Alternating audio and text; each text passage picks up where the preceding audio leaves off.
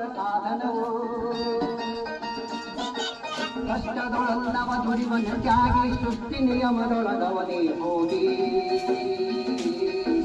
ಉಳುವ ಯೋಗಿಯ ನೋಡಲ್ಲಿ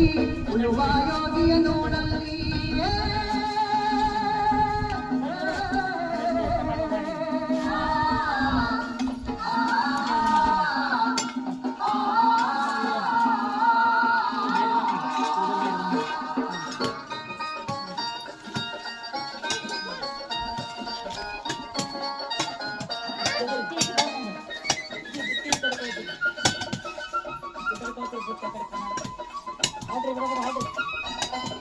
ಲೋಕ ತೊಳೆ